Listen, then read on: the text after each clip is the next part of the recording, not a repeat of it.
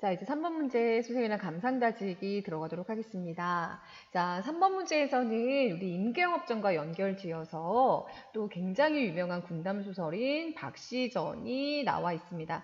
자, 이 박시전에서 가장 중요한 건 뭐냐면, 얘들아, 이 박시전은 이름이 구체적으로 나와 있지 않지만, 이 박씨가 바로 누구냐면, 바로 앞에 있는 임경업전하고는 다르게 바로 여성이야, 여성. 자, 어떤 여성의 이야기가 쓰여졌어. 그것도 굉장히 영웅적인 인물로 여성이 쓰여졌다는 것은 조선 후기에 오면서 그 전에 있던 고전소설하고는 보기 힘든 굉장히 파격적인 주인공이라고 볼 수가 있는 거야. 무슨 말인지 알겠지? 자, 그러면 박시전에 대해서 간단하게 설명이 나와 있는 참고자료를 먼저 살펴보도록 할 건데, 이 작품은 조선 후기 국문으로 쓰여진 여성 영웅 소설이다 라고 되어 있어.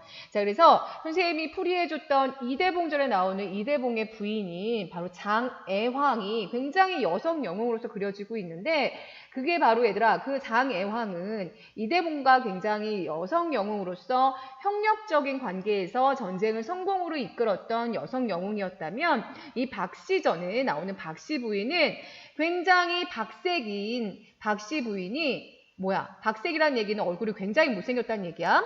박씨 부인이 뛰어난 학식과 재주로 남편 20액을 평안감사로 만들어놔. 그래서 당시의 남편인 남성보다 굉장히 뛰어난 재능을 가지고 있었던 여성 영웅이었다는 게 바로 이 박시전의 굉장한 특징이라고 볼 수 있습니다.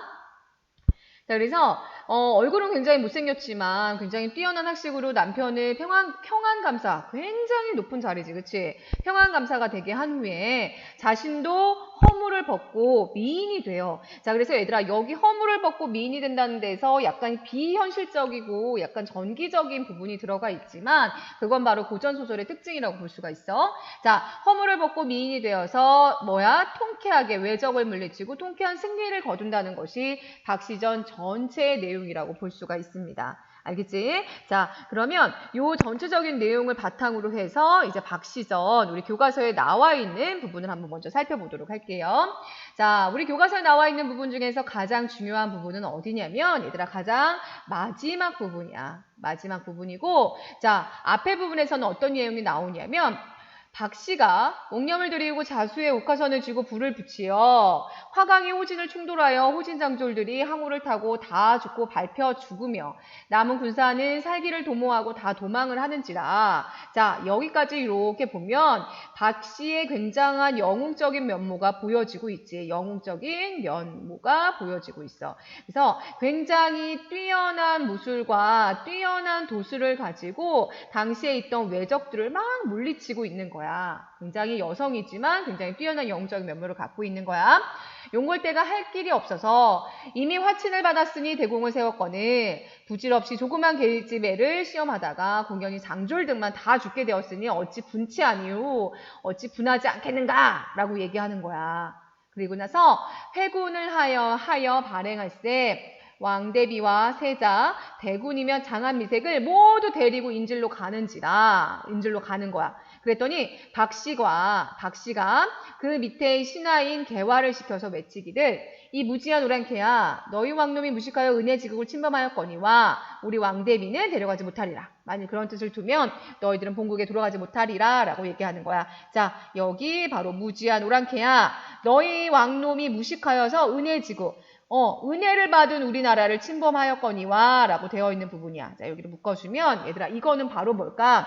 우리나라를 침범한 당시의 청나라를 오랑캐라고 생각하고 있어. 선생님이 임경업전에도 말했지만 바로 무슨적 우월감을 드러내고 있다? 민족적 우월감을 드러내고 있는 부분이다 라고 할 수 있습니다.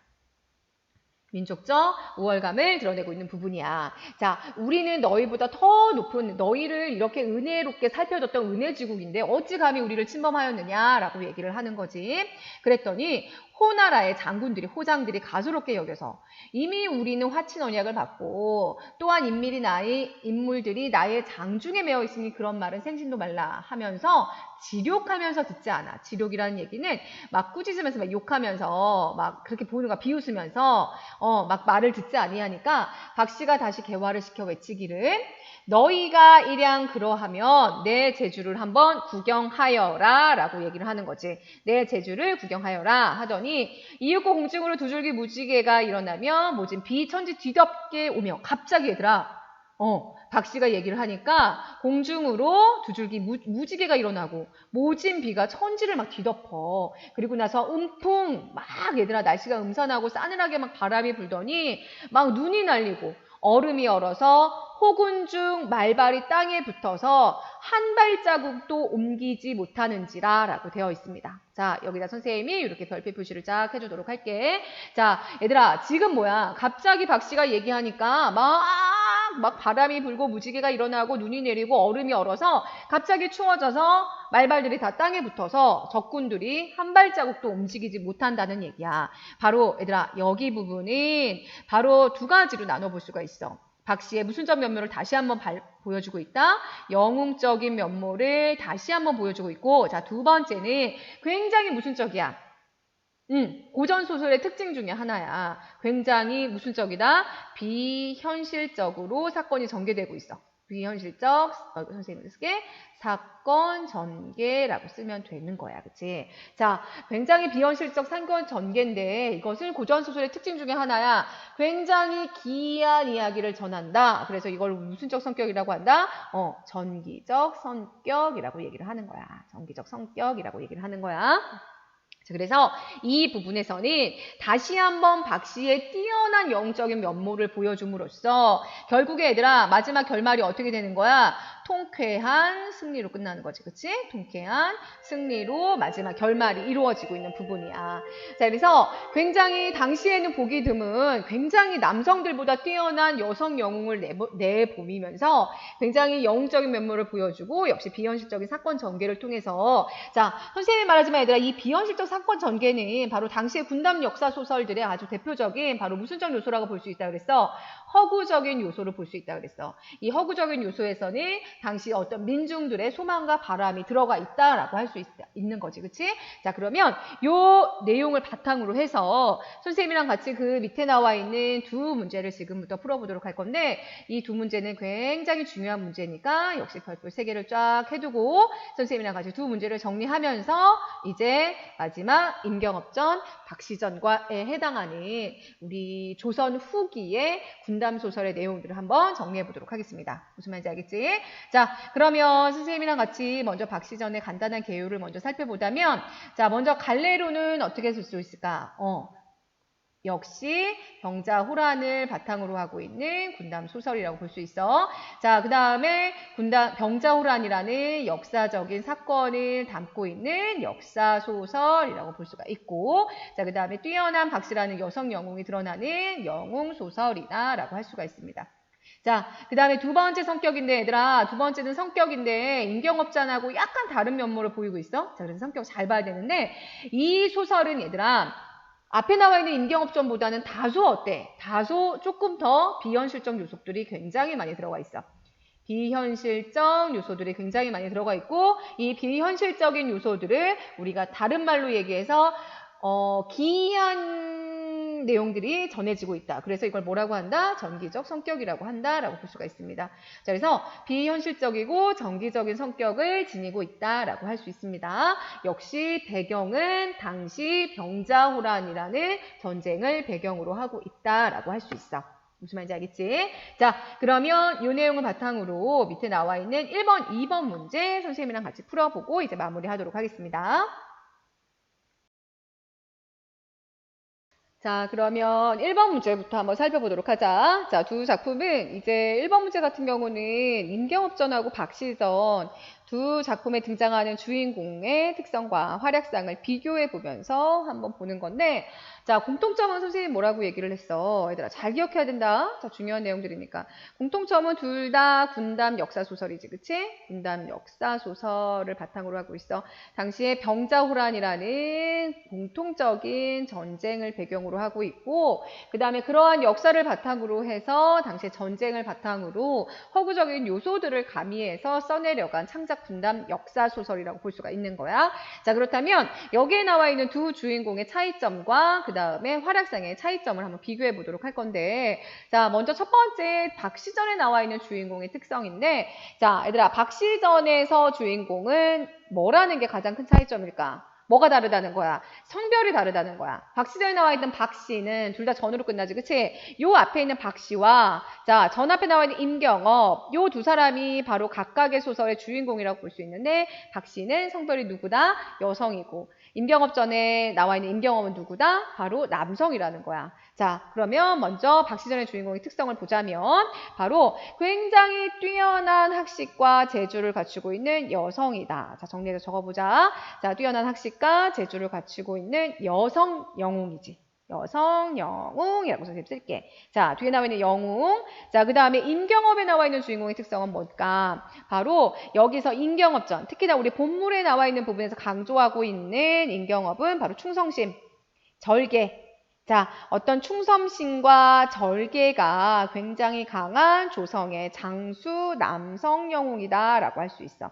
남성 영웅이다라고 할 수가 있는 거지, 그치? 자, 그래서 두 소설의 주인공의 차이점은 성별이야. 여성이고 그 다음에 남성이고 자, 그 대신에 공통점이 있어. 둘 다 굉장히 무순적인 바로 뛰어난 재주와 지능과 학식과 재주를 갖추고 있는 영웅이라는 점 반드시 기억을 해야 된다. 자, 공통점 넘어가도록 할게요. 자, 그 다음에 두 주인공의 활약상을 한번 비교해 보도록 하자. 자, 먼저 박시전에서의 나타나는 바로 박씨의 활약상은 바로 어떤 거야, 얘들아? 굉장히 도수를 잘 사용해. 굉장히 이거서 여기서 나타나는 바로 박시전의 특징은 비현실적이고 전기적인 요소가 강하다는 거야. 자, 그래서 도수를 사용하여서 호적들을 통쾌하게 물리치는 활약상을 보여주고 있지. 자, 여기서 중요한 것은 바로 뭘까? 자, 여기서의 차이점이기도 하는데 통쾌한 승리로 끝나고 있어. 굉장히 어떤 결말이야? 어떻게 보면 행복한 결말이라고 볼 수가 있어. 행복한 결말, 바로 통쾌한 승리로 맺어지는 것이 바로 우리 박시전의 특징이라면 자, 임경업전에서 얘들아 나타나는 여러 가지 활약이 드러나잖아. 먼저 20의 길 따라 명나라에 갔다가 가달의 침략으로부터 호국을 구원해 주는 거야. 이거 선생님이 얘기했어? 사실일까? 허구일까? 허구적인 요소가 가미되어 있지, 그치? 자, 그 다음에 두 번째는 호국에 붙잡혔으나 위엄과 충의로 호황을 감복시켜가지고 실제로 얘들아 내가 너를 왕으로 시켜주겠다라는 뭐의 제의를 받게 돼? 부마 제의를 받을 정도야. 이것도 역시 허구야. 자, 그 다음에 호국에 붙잡혀 있던 세자와 대군이 풀려나게 하는 거야. 임경업이 세자와 대군을 풀려나게 도와주는 거야. 이것도 역시 허구적인 활약상이 드러나고 있다라고 할 수 있어. 그래서 실제적인 인물인 임경업이지만 그 활약상을 보면 굉장히 허구적인 요소가 많이 가미되었다는 것을 알 수가 있어. 자, 그 다음에 마지막 결말인데 얘들아 이거는 박시전과의 굉장한 큰 차이점이지. 박시전이 행복한 결말로 마무리 지었다면 바로 임경업전에서는 바로 임경업이 무슨적 결말을 맞이하게 된다? 비극적 죽음, 비극적 결말을 맞이하는 거야. 자, 그래서 굉장히 뛰어나게 활약을 보이고 있지만 마지막 결말에서는 굉장히 큰 차이점을 보여주고 있다는 것 굉장히 중요해야 하니까 인물들, 그 다음에 인물의 활약상에서 어떤 공통점이 있고 어떤 차이점이 있는지를 잘 기억을 해봐야 되는 거야. 알겠지? 같은 군담 소설이지만 어떤 차이점을 가지고 있고 어떤 공통점을 갖고 있는지를 반드시 머릿속으로 기억할 수 있도록 해야 됩니다. 자, 그러면 이제 두 번째 2번 문제로 넘어가도록 하겠습니다. 자, 2번 문제인데 얘들아 이거는 임경업전에 나와 있는 문제들하고도 조금 달라. 좀 다르게 물어보는데 어떻게 물어보냐면 박시전에는 얘들아 굉장히 뛰어난 여성 영웅이 등장하잖아. 그랬을 때 이 작품이 당대라고 하면 우리 조선시대야. 굉장히 유교적인 사상이 강했던 당대 조선사회에서 여성들에게 어떤 긍정적인 효과를 미쳤을까? 그 효과에 대해서 한번 생각을 한번 해보는 거야. 자, 얘들아, 너네가 잘 한번 생각을 해봐봐.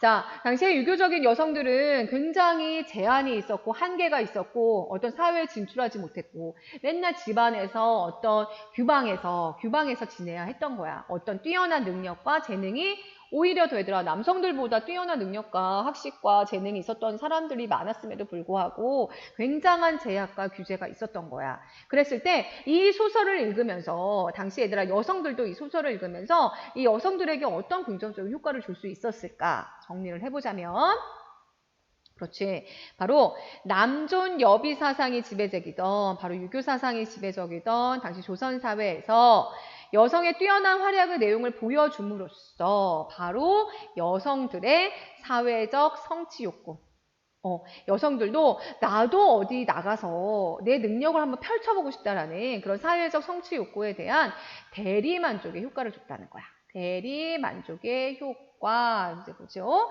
자, 일종의 무슨 심리라고 볼 수 있어? 보상 심리를 느껴볼 수 있다는 거야. 실제로 내가 사회적인 규제로 실제적으로 내가 사회에 나갈 수는 없었지만 이 소설을 읽으면서 대리만족을 하면서 보상을 받는 거야. 소설을 읽으면서 일종의 보상 심리가 반영이 되어 있다라고 볼 수가 있어. 자, 그 다음에 두 번째는 또한 여성의 능력이 남성에게 결코 뒤지지 않았음을 드러내면서 당시에, 자, 이거 첫 번째라고 볼게. 사회적인 성취 욕구가 첫 번째라면, 내가 너보다 더 뛰어나. 당시, 얘들아, 거기에 보면, 박씨전에서 나오는 박씨가 뛰어난 재주와 학식으로 남편 이시백을 뭐로 만들어주는 거야? 평안감사로 만들어줘. 실제로 얘들아, 내가 만약에 사회에 진출해서 오히려 내가 남편보다 내가 평안감사가 됐으면 더 훌륭한 어떤 벼슬을 얻을 수 있었을 거야. 하지만 그 당시의 사회에서는 얘들아, 내가 여성으로서 실제로 사회에 진출하지 못했던 거야. 그래서 대리만족의 효과로 바로 남편 20액을 평안감사로 만들어줬던 거야. 그러니까 뭐야? 남편 20액보다는 훨씬 박씨가 능력이 뛰어났다는 것을 간접적으로 보여주는 거지. 그랬다는 얘기는 바로 당시의 남성 중심 사회에 대한 무슨 의식을 보여주고 있다? 비판 의식을 보여주고 있다라는 거야. 실제로 남편보다 더 뛰어나고 다른 장수들보다 훨씬 더 그런 외적들을 다 통쾌하게 승리로 이끌어내는 바로 박씨의 모습을 통해서 훨씬 더 남성에게 결코 뒤지지 않는 여성의 모습을 통해서 당시 남성에 대한 비판의식을 갖게 하고 있다는 것, 이것들이 바로 당대 여성들에게 주었을 긍정적인 효과라고 볼 수가 있습니다. 알겠지? 자, 여기까지가 이제 우리 감상다지기 3번 문제가 되는 거고, 이제 선생님이랑 학습활동 임경업전의 내용, 그 다음에 학습활동은 마무리 지었고, 선생님이 우리 지난주 등교했을 때 나눠줬던 이제 프린트를 보면서 마지막으로 우리 당시 고전소설의 특징들과 그 다음에 임경업전의 특징을 마지막으로 정리해보면서 마무리 지어보도록 하겠습니다. 알겠지? 자, 그러면 이제 프린트를 이제 본격적으로 준비해 보도록 하겠습니다. 자, 얘들아, 이제 프린트 꺼냈지? 이제 모두 다 이제 프린트 꺼내서 같이 선생님이랑 같이 프린트로 정리해 보도록 할 건데, 지금까지 선생님이 3시간에 걸쳐서 굉장히 임경업전에 대해서 쭉 설명을 했기 때문에, 프린트는 다시 한번 정리해 본다라고 생각하면서 선생님이랑 같이 가로 부분만 빨리빨리 진행을 한번 해보도록 하겠습니다. 자, 선생님이 조금 뒷부분에 이제 빨리빨리 진행을 할 테니까 자기 프린트 보면서 잘 채워보면서 나중에 공부할 때 다시 한번 기억날 수 있도록 열심히 영상을 끝까지 한번 잘 들어보도록 할게요. 자, 그러면 먼저 임경업전 들어가도록 할 건데, 얘들아, 먼저 우리가 지금 배우고 있는 부분들은 다 고전소설이라고 볼 수가 있어. 현대소설이 아니잖아, 그치? 그렇다면 고전소설의 전반적인 특징에 대해서 한번 살펴보고, 그 다음에 이 전반적인 특징을 바탕으로 해서 우리 그 안에 있는 군담소설이 어떤 특징을 갖고 있는지, 그리고 또 그 군담소설 안에서 임경업전이 또 어떤 특성을 갖고 있는지를 이렇게 차례대로 이렇게 성격을 파악을 해야지만 잘 이해를 할 수가 있는 거야. 자, 그러면 먼저 첫 번째 군담소설이 속해 있는 바로 고전소설의 특징을 먼저 한번 살펴보도록 하겠습니다. 자, 먼저 형식 부분이야. 얘들아, 우리가 고전소설의 대부분의 많은 소설들이 바로 주인공의 일생을 다루고 있어. 일생이라고 얘기하는 것은 어떤 출생부터 죽음까지를 다루고 있다는 얘기지. 그래서 시간의 순서에 따른 서술을 하는 경우가 굉장히 많은데 우리는 이것을 무슨 적 구성이라고 한다? 일대기적 구성이라고 하지. 일대기적 구성이 대부분이다. 또는 일대기적 서술이 형식이 대부분이다 라고 볼 수가 있는 거야. 자, 그래서 예를 들어서 얘들아, 가장 대표적으로 이 영웅소설의 가장 대표적인 구성이 바로 일대기적 구성인데 바로 첫 번째는 이제 고귀한 혈통이야. 어떤 왕의 자손이라든지 굉장히 어떤 천자의 자식이라든지 어떤 고귀한 혈통을 가지고 있는데 비정상적으로 출생을 해. 뭐 서자의 자식 홍길동전처럼 서자의 자식으로 출생을 한다거나 아니면 아래에서 태어난다거나 그치? 이런 비정상적인 출생을 하는 거야. 그런데 대부분 태어나자마자 뭐를 가지고 태어난다? 비범한 능력을 가지고 태어나지. 그치?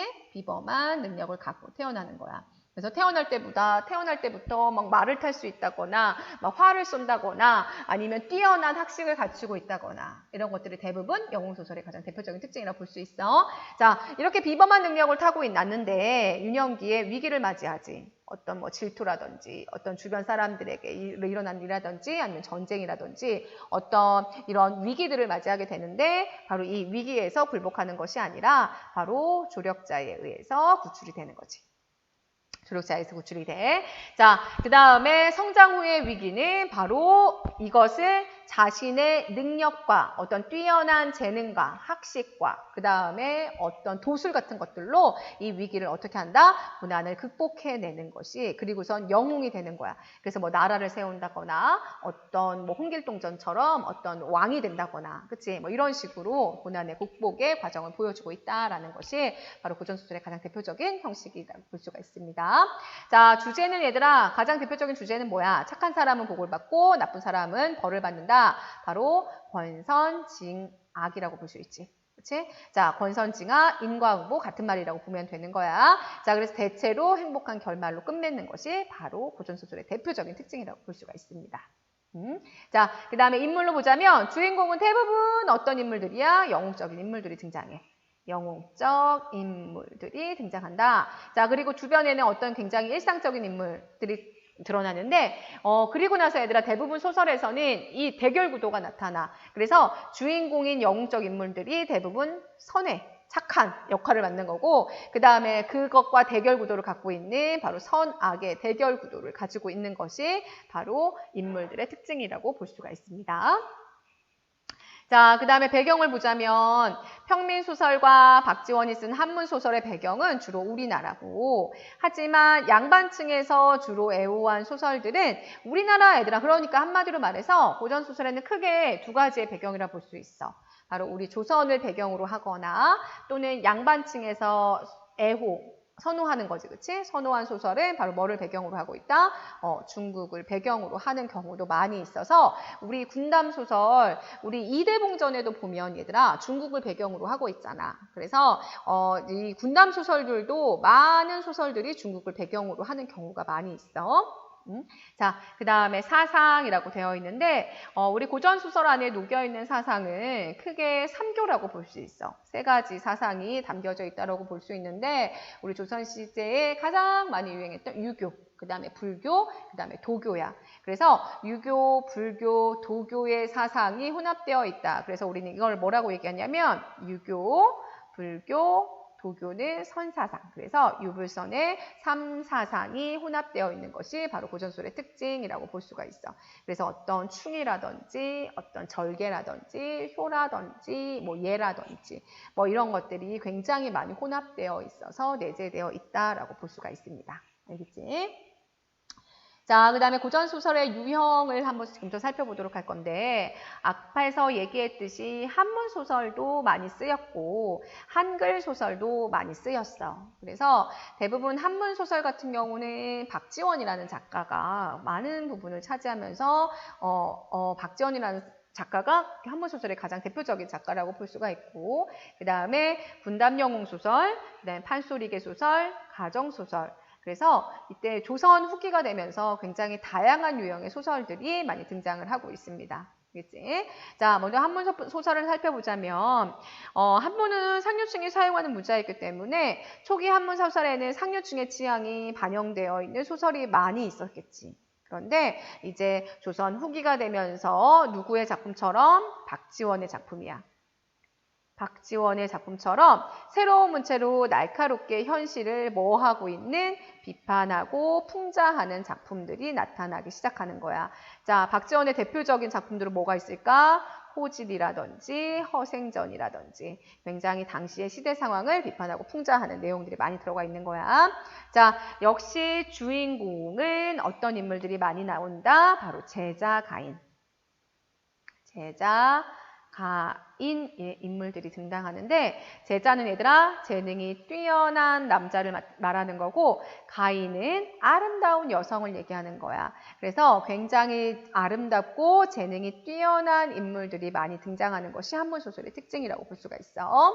자, 그 다음에 일상적이고 현실적인 내용을 벗어나서 굉장히 비현실적이고 기이한 내용들이 많이 다뤄지고 있다라고 할 수 있습니다. 자, 그래서 현실에서 벗어난 이야기들, 기이한 내용들, 바로 이것을 무슨적 성격이라고 한다고 했어? 전기적 성격이 드러나고 있는 소설들이 많이 등장해. 이거는 한문 소설뿐만 아니라 다른 소설도 역시 마찬가지의 공통점이라고 볼 수가 있습니다. 자, 그 다음에 두 번째 군담 영웅소설이야. 우리 임경업전에 해당하는 소설이니까 선생님 별표 3개 해보도록 할게요. 자, 군담 영웅소설은 얘들아 뭐를 배경으로 하고 있다? 전쟁이야. 전쟁을 배경으로 하고 있어. 그래서 가장 대표적인 전쟁 두 가지 말해봐. 뭐가 있을까? 임진록에 쓰여진 것처럼 무슨 난? 임진왜란. 그리고 우리가 지금 배우고 있는 임경업전처럼 병자호란, 이 두 가지의 전쟁을 배경으로 하고 있는데 바로 주인공의 무슨적 활약상을 다루고 있다. 영웅적 활약상을 다루고 있다. 영웅적인 활약상을 다루고 있는 소설 유형이야. 자, 군담 영웅소설의 주인공은 영웅의 일대기 구조를 가지고 있는 것이 대부분이지. 일대기 구조에 따른 무슨적? 전기적 서사 구조를 가지고 있어. 그래서 영웅의 이야기를 굉장히 전기적인 서사 유형에 부합하여서 써내려가는 경우가 많이 있다라고 할 수가 있습니다. 있지? 자, 그 다음에 세 번째 판소리계 소설인데 판소리계 소설은 얘들아 엄청 유명해. 그래서 우리가 문학 시간에는 다루지 않았지만 모의고사나 수능에서 굉장히 많이 출제가 되고 있기 때문에 반드시 알아둬야 돼. 자, 판소리계 소설의 가장 대표적인 특징은 주로 향유층이 누구다? 바로 평민들이야. 자, 평민들이기 때문에 당시 한문 소설 그 다음에 상류층에서 주로 많이 읽혀졌던 그런 어떤 상류 문화하고는 다른 평민들의 문화라든지 평민들의 어휘라든지 평민들의 언어라든지 이런 것들이 굉장히 많이 반영이 되고 있어. 자, 그런데 이때는 뭐야 얘들아? 무슨 의식이 높아지기 시작했다? 민중의식이 높아지기 시작하면서 당시의 어떤 지배계층에 대한 당시의 사회에 대한 무슨 의식들이 많이 일어나기 시작하는 거야? 비판의식들이 많이 드러나게 되는 거야. 그치? 그래서 굉장히 중요한 소설들 중에 하나야. 자, 그래서 판소리계 소설은 바로 평민계층의 어떤 발랄함과 진취성 뭐 이런 것들이 이것들을 바탕으로 해서 끊임없이 재창작되고 전승이 돼. 그래서 평민들뿐만 아니라 상류층도 같이 향유를 할 수 있는 상류층에서도 유행하고 평민층에서도 같이 유행을 하는 거야. 그래서 굉장히 이중적인 성격을 지니고 있는 소설이라고 볼 수가 있습니다. 자, 판소리계 소설은 초인적인 능력을 가진 영웅은 등장하지 않아. 굉장히 무슨적 인물들이 등장한다? 현실적인 인물들이 등장하고 현실적인 경험들을 바탕으로 우리가 주변에서 실질적으로 볼 수 있는 경험들을 바탕으로 생동감 있게 표현을 해내는 거지. 그치? 자, 그 다음에 판소리가 지닌 개방적인 성격 때문에 굉장히 얘들아 판소리라고 하면 어떤 판을 벌리는 거야. 그냥 판을 벌려서 사람들이 모이면 거기서 그냥 소리를 막 하는 거야. 그것들이 나중에 기록이 되면서 소설이 되는 거지. 그치? 굉장히 개방적인 성격을 가지고 있기 때문에 이 평민들이 당시 얘들아 사람들이 모이면 그냥 막 얘기하듯이 굉장히 얘기를 해. 그래서 굉장히 해악성도 가지고 있고 그 다음에 그 안에 웃음을 주면서도 비판을 하고 있는 풍자적인 성격을 굉장히 많이 지니고 있다라고 볼 수가 있습니다. 무슨 말인지 알겠지? 자, 그래서 판소리계 소설은 대부분 근원 설화를 바탕으로 판소리로 불려지던 것이 기록이 되면서 판소리계 소설의 과정을 거치면서 이루어지고 있다라고 할 수 있습니다. 춘향전, 심청전, 홍보전, 토끼전, 장기전처럼 굉장히 유명한 작품들이 많이 등장하게 되는 거지. 자, 그 다음에 마지막 네 번째는 가정소설들인데 이것들은 대부분 여성들이 많이 향유를 했던 소설이기도 합니다. 자, 가정에서 일어나는 여러 가지 사건들, 어떤 가정에서 일어나는 발생하는 여러 가지 문제들을 배경으로 하여 주는데 전실소생이야. 이때는 당시 일부 다처제이기 때문에 바로 전실소생에 대한 계모들의 학대라든지 바로 처와 첩 간의 처첩의 갈등이라든지 그 다음에 애정 문제와 혼사 문제 등 주로 가정에서 이루어지는 어떤 굉장히 사소하면서도 굉장히 예전 소설에서는 절대 볼 수 없었던 여러 가지 문제점들을 가정소설에서 드러내게 되는 거야. 여성들이 많이 향유했던 소설 중에 하나라고 볼 수가 있습니다. 알겠지? 자, 그래서 얘들아 요 밑에는 선생님이 각각의 소설들에 대한 간단한 특징들을 한번 이렇게 쭉 정리를 해봤는데 이것들은 시간 될 때 한번 읽어보면서 나중에 도움이 되기를 선생님 바라볼게요. 자, 우리가 얘들아 여기서 중요한 거는 바로 이제 군담소설이지? 군담소설 중에서도 우리 학습활동에 나왔던 박시전, 우리 본문에 나왔던 임경업전이야. 이 두 가지 작품들의 특징들도 잘 한번 살펴보도록 할게요. 알겠죠? 자, 그럼 이제 간단하게 고전소설의 전체적인 성격을 한번 알아봤고 이제 다음 페이지에 나와 있는 임경업전 내용으로 들어가도록 하자. 자, 이제 임경업전의 내용인데 얘들아 임경업전 내용 선생님이 계속 강조했던 내용이기 때문에 선생님이랑 같이 프린트를 지금부터 해보도록 할 건데 프린트의 내용은 너희가 각자 한번 다 채워 넣을 수 있어야 돼. 그래서 선생님이 이미 다 했던 내용들이니까 선생님이 가로 부분만 채워 넣어 보면서 빨리빨리 진행을 한번 해보도록 할게요. 알겠지? 그래도 끝까지 집중해서 절대로 집중력이 흐트러지지 않도록 끝까지 집중하면서 이제 마지막으로 한번 정리를 한번 해보도록 하자. 자, 먼저 임경업전 갈래를 보자면 국문소설이면서 역사소설이면서 무슨 소설이다? 군담소설이다 라고 할 수 있어. 자, 성격은 민족적이면서 두 번째 성격 바로 마지막 임경업의 죽음을 통해서 당시의 무능력한 지배계층, 당시의 시대 상황을 뭐하고 있다? 비판하고 있다. 비판적 성격을 가지고 있다. 자, 그 다음에 시간적 배경 바로 무슨 호란 때? 병자호란 때라고 볼 수가 있습니다. 병자호란 때. 자, 그 다음에 시점이라고 되어 있는데 선생님 앞에 고전소설의 어떤 전체적인 성격을 할 때 하지 않았지만 우리 대부분의 고전소설이 이 시점을 갖고 있어. 인물들의 성격이라든지 인물들의 어떤 행동이라든지 인물의 마음까지 다 드러내서 보여주고 있는 거야. 바로 무슨 적 시점이다? 전지적 작가 시점이다. 전지적 작가 시점이다 라고 할 수 있고 그래서 중간중간에 보면 무슨 자의 개입이 있다? 서술자의 개입이 있어. 서술자의 개입이라고 볼 수 있고 같은 말로 이거는 편집자적 논평이라고 볼 수 있어. 편집자적 논평이 중간중간에 들어간다. 자, 예를 들어서 임경업에 보면 임경업이 막 칼을 쓰고 잡혀갈 때 뭐 천지 만물들이 모두 다 슬퍼했다라든지 이런 것들은 이제 서술자가 직접 개입을 해서 임경업의 그 어떤 억울함에 대한 슬픔을 표현해주고자 하는 거지, 그치? 자, 그 다음에 제재와 주제 넘어가고 특징을 보자면 일반적인 고전소설의 결말과 달리 무슨적으로 끝나고 있다, 비극적으로 끝나고 있다. 이거 모르면 안 되겠지, 그치? 자, 그 다음에 전체 구성을 보자면 발단, 전개, 위기, 절정, 결말로 되어 있지만 발단, 전개, 위기 부분은 앞부분, 줄거리라고 되어 있고 우리 여기 절정 부분이 우리 본문 부분이라고 볼 수 있습니다. 본문 부분. 자, 그 다음에 결말 부분은 뒷부분 줄거리라고 볼 수가 있지, 그치? 자, 가장 핵심으로 봐야 되는 것은 우리 본문 부분이 되는 거야. 자, 먼저 맨 앞에 발단 부분을 보자면 묵가에 급제한 임경업이 누구를 물리쳐? 가다를 물리쳐서 용맹을 떨치지. 그래서 실제로 청나라를 도와주는 거야. 그런데 그 은혜도 모르고 청나라가 나중에 우리나라 침범하게 되는 거지, 그치? 호국이 임경업을 피해서 어디로 들어와? 함경도로 들어온다고 했어. 함경도로 들어와서 세자와 대군을 인질로 잡아가는 거야. 은혜를 모르고 은혜 막심하게, 그치? 자, 그랬더니 위기가 닥치지.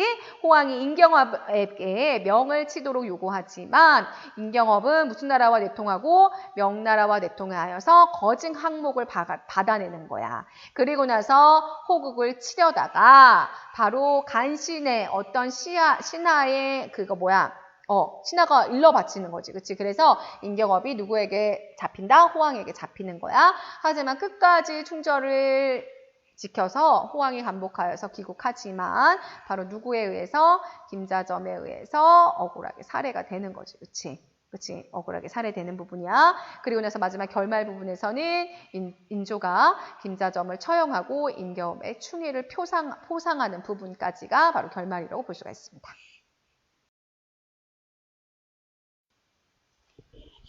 자, 이제 지금부터 얘들아 이제 핵심 강의에 한번 들어가 보도록 하자. 이제 중요한 내용들을 이제 정리해 보도록 할 건데, 앞에서 선생님이 본문을 하면서 다 했던 내용들이고, 하지만 여기 부분에서 이제 시험 문제가 가장 많이 출제가 될 거니까 이제 끝까지 잘 한번 들어보도록 하세요. 자, 먼저 핵심 강의 첫 번째 등장인물의 갈등 양상이라고 보여지는데, 우리 본문에 나와 있는 부분은 크게 두 가지의 갈등 양상이 보여지고 있어. 바로 임경업과 호황의 갈등이고, 그 다음에 두 번째는 임경업과 김자점의 갈등이라고 볼 수가 있어. 자, 앞부분에 나와 있는 부분은 호황과의 갈등인데 이때 배경이 되는 부분은 바로 호국이 바로 배경이 되는 거고, 바로 김자점과의 갈등이 일어나는 여기 부분에서는 바로 조선이 배경이 되고 있다. 공간적인 배경이 되고 있다라는 거야. 자, 갈등의 내용은 호황이 건의를 내세워서 임경에게 막 항복을 요구하지. 하지만 끝까지 항복을 하지 않아. 그래서 어떻게 해소가 되니? 호황이 임경업의 충절에 또는 충의에 감복하여서 임경업의 요구대로 세자와 대군을 풀어주고 임경업을 귀국시켜주는 거니까 바로 해소가 되는 거지, 그치? 자, 여기서 강조되는 부분이 바로 의의, 바로 임경업의 용맹과 충절, 충의가 강조가 되는 뭐야? 바로 영웅적인 면모를 강조해주고 있다. 자, 동시에 민족적 우월감을 나타내주고 있다. 임경업 같은 영웅이 있다라는 우월감을 강조해주고 있다라는 거가 바로 임경업과 호황과의 갈등이라면, 바로 임경업과 김자점의 갈등에서는 뭐가 되는 거야? 김자점이 얘들아 역모를 깨하는데 자신의 역모에 방해가 되는 임경업을 이제 죽이고자 하는 것이 갈등의 시작이지, 그치? 그랬더니 김자점의 음모로 죽은 임경업이 바로 누구의 꿈에? 왕의 꿈에 현신하여서 자신의 결백을 밝히고 결국에 김자점을 임금이 처형을 하게 되는 거지. 자, 그래서 실질적으로 우리 본문 부분에서는 바로 여기가 이제 갈등의 해소 부분은 본문에 나와 있지는 않고 죽여버리는 부분까지가 나와 있지만 그 갈등이 해소되는 부분은 바로 뒷부분 줄거리 부분이라고 볼 수가 있어. 자, 그래서 어떻게 해소가 되냐면 결국에 김자점을 바로 처형을 하고 임경업의 충의를 왕이 포상을 해주는 건데, 이거는 실질적으로 얘들아 사실과는 달라. 실질적으로 김자점이 처형을 당하지 않는단 말이야. 그러니까 소설에서나마 임경업의 한을 풀어주는 거야. 누구에 의해서? 바로 민중들에 의해서 그것이 해소됐다라는 것을 말해주고 있다라고 할 수가 있는 거지, 그치? 자, 이 얘기는 바로 영웅을, 우리를 구원해줄 수 있는 영웅을 죽여버린 당시의 시대 상황 또는 지배계층에 대한 무슨 의식이 강조되고 있다? 비판의식이 강조되고 있다라는 부분이 바로 임경업과 김자점의 갈등을 통해서 드러나고자 하는 작품의 의도라고 볼 수가 있습니다. 알겠지? 자, 그러면 이제 진짜 넘어가서 작품에 반영된 시대상이라고 볼 수가 있는데, 작품에는 얘들아 이런 병자호란이라든지 인조가 실제로 굴욕적인 항복을 했다라든지 강화도가 실제로 함락됐다든지 바로 이런 부분들이 굉장히 사실적인 역사적인 당시 시대 상황이 그대로 소설에 들어가 있다라고 볼 수 있어. 그래서 이것을 우리는 뭐라고 할 수 있다? 일종의 역사소설이라고 볼 수가 있는 거야. 역사적인 내용들을 많이 반영하고 있기 때문에. 자, 그래서 강화도의 함락 부분을 보자면 이 두 부분 읽어보면 되고, 병자호란 때 강화도가 함락된 뒤 대군과 궁중 비빈들이 청나라에 뭐로 잡혀갔던 모습, 인질로 잡혀갔던 모습들이 실제로 반영이 되어 있는 거야. 그래서 인조가 굴욕적으로 청나라의 왕이 항복을 하고 이제 내가 너희 나라의 신하가 되겠다라는 굉장히 굴욕적인 항복을 하는 거야. 그리고선 막 대군과 막 궁중 비빈들이 청나라 인질로 잡혀갔던 모습들이 그대로 작품 안에 드러나고 있는 거지, 그치? 자, 그래서 이 작품을 창작한 의도 선생님이 중요하다고 얘기를 했어. 이렇게 발표를 한번 싹 해주고, 자, 앞에서 말했던 이런 시대 상황들과 더불어서 바로 임경업과 같은, 바로 또 임경업과 김자점 같은 실존 인물들이 등장하는 거야. 실존 인물이 등장하고, 그 다음에 실제 사건, 이런 병자호란, 굴욕적인 항복, 강화도 함락 이런 것 같은 실제 사건과 가장 대표적인 전쟁, 병자호란을 배경으로 하고 있다는 것, 이것들은 바로 사실적인 요소에 해당한다. 자, 선생님 앞에서 했어. 다시 한번 말해보자. 이런 사실적인 요소들을 소설 안에 집어넣음으로써 얻을 수 있는 효과는 뭐다? 바로 신뢰성이지. 신뢰성을 높여주고 신빙성을 높여주고, 그치? 왠지 굉장히 신뢰가 가고 신빙이 가는 거야. 그러면서 여기에다가 더불어서 허구적인 요소를 가미해주면, 그치? 자, 임경업이 가다를 쳤어. 그 다음에 임경업이 호황의 무슨 제의를 받는다? 부마 제의를 받는 것과 부마 제의를 받는 것과, 그치? 호황의 부마 제의를 받는 것과, 그 다음에 세자와 대군을 구해내는 것들은 다 허구라고 그랬어. 그치? 자, 그 다음에 임경업이 각자 각종 도술을 막 자유자재로 부리면서 굉장히 뭐로 형상화되고 있어? 현실적인. 우리 실제로 있는 영웅으로 형상화되는 것도 역시 뭐야? 허구적인 요소지. 당신은 얘들아 이렇게 실질적으로 어떤 영웅을 그려내고 있지만 막 도술을 막 자유자재로 부리고 막 대단한 능력을 갖고 있는 것은 비현실적인 인물이잖아. 그 인물을 굉장히 당시에 현실에 있었던 영웅으로 형상화시키는 거야. 이것도 허구적인 요소라고 볼 수가 있는 거지. 자, 그 다음에 김자점이 마지막에 처형되는 부분인데 역사적으로는 김자점이 임경업을 살해한 뒤에도 처형이 되지 않는다는 거야. 그러니까 이것도 허구적인 요소들이 되는 거지. 그치? 자, 이런 허구적인 요소들을 가미하는 이유는 선생님이 뭐라고 얘기를 했을까? 바로 여기 안에, 이 허구적인 요소 안에 바로 작품의 창작 의도가 들어가 있다라고 보는 거야. 누구들의 소망이 들어가 있다? 민중들의 소망이 드러나고 있는 거야. 자, 얘들아, 여기가 제일 중요해. 여기가 제일 중요해. 자, 이 허구적인 부분들에 민중들의 소망을 담고 있는데 그런데 얘들아 허구적인 요소만 넣으면 왠지 이 소설이 너무 말도 안 되는 소설 같으니까 당시에 어떤 사실적인 요소를 가미해주면 왠지 이 소설이 진짜로 일어날 수 있을 것 같고 진짜로 있었던 일인 것 같고 하니까 이 민중들의 소망이 더 간절함이 더 여기에 반영이 되면서 대리만족, 어떤 보상 심리를 느낄 수 있었던 것이 바로 이 작품 군담 소설들의 창작 의도라고 볼 수가 있는 거야. 자, 그래서 정리를 한번 해보자면 병자 호란 같은 어떤 굉장히 계속되는 패배의 전쟁이 바로 우리 민족의 힘이 부족해서가 아니라 임경업과 같은 영웅 또는 인재가 뜻을 펼칠 수 없었기 때문이지. 뜻을 펼칠 수 없었기 때문임을 강조하는 거야. 그러니까 얘들아 이건 뭐니? 인재가 뜻을 펼칠 수 없었기 때문에 강조한다는 얘기는 당시 사회에 대한 무슨 의식이 들어가고 있다? 비판 의식이 강조하여서 드러나고 있는 거야. 그래서 우리는 너희보다 못해서가 아니야. 바로 민족적인 우월감과 더불어서 어떤 당시에 뜻을 펼치지 못했던 시대 상황에 대한 비판 의식이 들어가고 있는 거야. 그것을 강조하면서 바로 뭐로나마 허구적 방식으로나마 그러니까 뭐니 소설을 읽는 거로나마 그 치욕과 분노를 어떻게 하고자 하는 거야? 위로하고자 하는 거야? 또는 보상받고자 하는 것은 어떤 그러한 심리가 창작의 이유가 된다. 그러니까 뭐야? 그 치욕과 분노 그것들을 허구적으로나마 소설로서나마 위로와 보상을 받고자 하는 어떤 보상 심리가 이 소설 안에 반영이 되어 있다라고 보는 거야. 무슨 말인지 알겠지? 영웅의 출현을 소망하는 민중의 소망, 그 다음에 민족적인 우월감을 드러내고, 그 다음에 실제로 패배했던 그런 전쟁에서 통쾌한 승리를 이루면서 정신적으로나마 보상을 받고자 했던 그런 민중들의 소망을 사실적인 요소와 허구적 요소를 가미해서 굉장히 체계적으로 구성이 되어 있는 것이 바로 이 군담 소설의 가장 큰 창작 의도라고 볼 수가 있습니다. 무슨 말인지 알겠지? 자, 여기 부분이 가장 중요한 부분이니까 반드시 기억을 해둬야 되는 거야. 자, 그럼 이제 마지막 프린트 정리하도록 하자. 자, 이제 마지막 프린트가 되는 거야. 그치? 자, 이제 마지막 여기까지만 하면 이제 우리 임경업전은 다 끝나는 거야. 그치? 자, 이제 4번 문제인데 임경업전에 그려진 민족적 영웅의 모습을 드러내고자 하는 건데 우리 임경업전은 굉장히 바로 여기 나와 있듯이 무슨적 영웅으로 그려지고 있어. 우리 민족의 영웅으로. 그래서 민족적 영웅으로서의 주인공으로서 그 모습이 굉장히 부각되고 있지.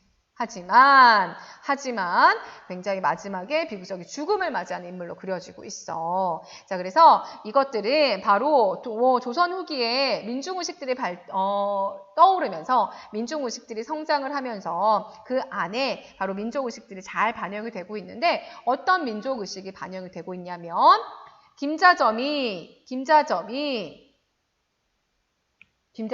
이 간신 김자점이 우리의 영웅이었던 임경업을 암살하는 거야. 그치? 그래서 죽음을 맞이하게 돼. 결국에 얘들아, 생각지도 못했던 죽음을 맞이하는 거야. 그러한 영웅이 죽음을 맞이하게 되니까 민중들의 분노가 책을 읽으면서 엄청 크게 달하는 거지. 자, 이래서 바로 억울하게 죽은 임경업을 바로 민족적이고 민중적인 영웅으로 묘사함으로써 당대에 무능하고 자신의 사리사욕만 있었던 지배계층에 대해서 강한 무슨 의식을 드러내고 있다? 비판 의식을 드러내고 있는 거야. 자, 민중들은 생각하지도 않고 전쟁을 계속 지고 피폐해진 민중들은 생각하지도 않고 자기의 사리사욕만 일깨우고 굉장히 무능력했던 지배계층을 비판하고 있는 거지. 자, 그래서 자신들을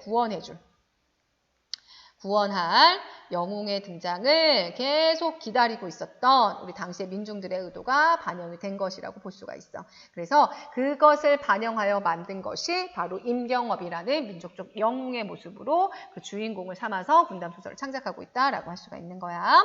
자, 다섯 번째 이제 임경업의 서술상의 특징이라고 볼 수 있는데 우선 사건 전개 부분을 본다면 공간이 얘들아 실시간으로 막 이동이 되고 있어. 우리 본문에서는 호국에서 그 다음에 조선으로 넘어오고 조선에서도 그 다음에 임경업이 들어왔었던 부분, 그 다음에 그 다음에 국으로 바뀐다거나 이런 식으로 굉장히 공간이 계속 이동함에 따라서 사건이 어떻게 급박하게 전개되고 있다. 속도감 있게 전개되고 있다라고 할 수 있어. 자, 그 다음에 전쟁의 참상을 사실적으로 묘사해주고 있어.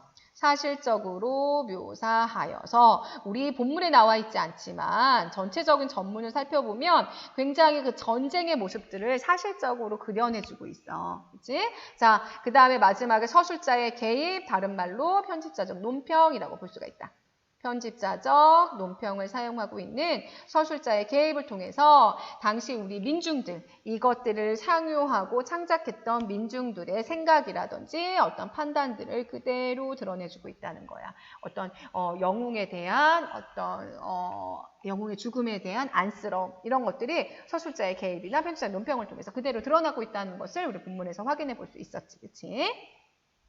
자, 그 다음에 여섯 번째, 기존 영웅 군담 소설과 다른 임경업의 특징은 역사적 실존 인물을 사용하고 있다는 거야. 그래서 허구적인 인물이 아닌 실존 인물을 바탕으로 창작이 되고 있다. 임경업뿐만 아니라 김자점 또는 인조 이런 실존 인물들을 바탕으로 창작이 되고 있어. 자, 그 다음에 중요한 거 바로 기존의 군담 소설과 가장 다른 특징 바로 비극적 결말로 끝나고 있다라고 할 수 있습니다. 자, 비극적 결말을 맞이하고 있다. 그래서 임경업이 김자점에게 뭐를 맞이한다? 비극적 죽음을 맞이하는 것이 바로 이 임경업전의 가장 큰 특징이라고 볼 수가 있는 거지. 그치? 자, 이 비극적 죽음이 가지는 의미 선생님 반드시 기억하라 하라고 했었어. 자, 그래서 이것을 통해서 알 수 있는 임경업의 희생에서 드러나는 주제의식은 바로 죄가 없는 임경업이 김자점의 흉계에 의해서 희생을 당하는 부당한 사건에서 바로 무능한 지배계층,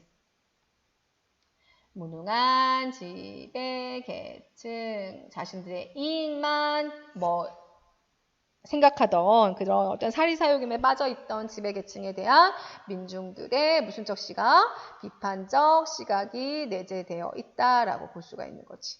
그치?